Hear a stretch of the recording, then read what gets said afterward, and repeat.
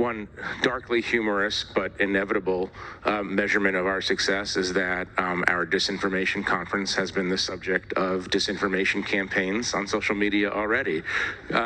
So, yeah, congratulate yourselves for that. That's the Atlantic's editor-in-chief calling out the coverage of his own disinformation conference after University of Chicago students challenged panelists on media bias, including the Hunter Biden story. Our next guest attended the event at her school. Evita Duffy is managing editor of the Chicago Thinker, and she joins us now. Good morning, Evita.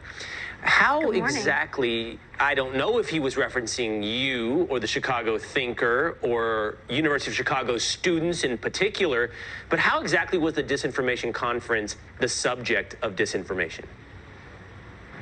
Yeah, I mean, well, unlike my leftist peers at the University of Buffalo this week, who shouted down a conservative speaker for, just being conservative, and that he had to be escorted out by police, the Chicago Thinker came to the disinformation event to be respectful and to ask honest questions.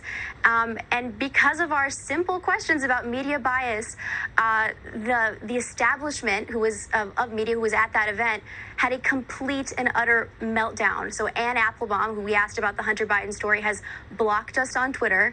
And then Jeffrey Goldberg, who is the editor-in-chief of The Atlantic, said that we're waging a disinformation campaign on social media. And then Jonah Goldberg has been having a fight with our staff on Twitter and saying that our reporting is trollish.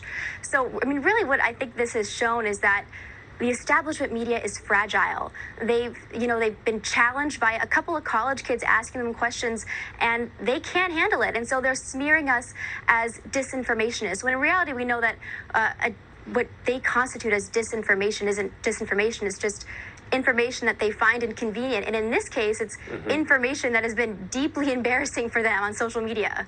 Yeah, I don't know. You're way too young, Evita, to remember The Princess Bride, but there was a line in The Princess Bride. I don't think that word means what you think it means. Or rather, they know what it means. They're just using it as a cudgel against anyone that disagrees with them. And when we've come to expect college students to, as you pointed out, shout down anyone they disagree with, from what I saw, at least in the clips, these were straightforward questions. And what was that environment like in the room, Evita, when you were there? I mean, all the students, most of whom I think attended University of Chicago, sitting there, listening, asking questions. Does that reflect what happened during the conference?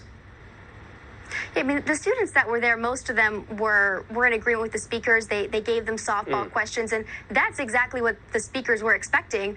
They weren't expecting the Chicago Thinker students to come in and give them some real hard-hitting questions, but like I said, respectfully.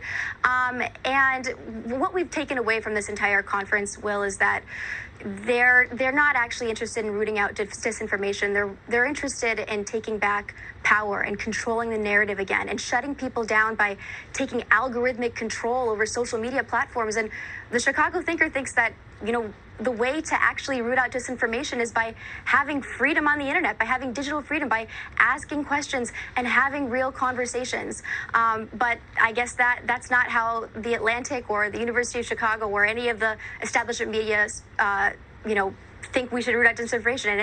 And it's really, it's disappointing. Yeah, it's weak. You used the word fragile. You're exactly right. It's just so incredibly weak to be confronted with disagreement and respond in this fashion. Evita, great to talk to you early this morning. Thanks for joining us on Fox and Friends. Thank you for having me.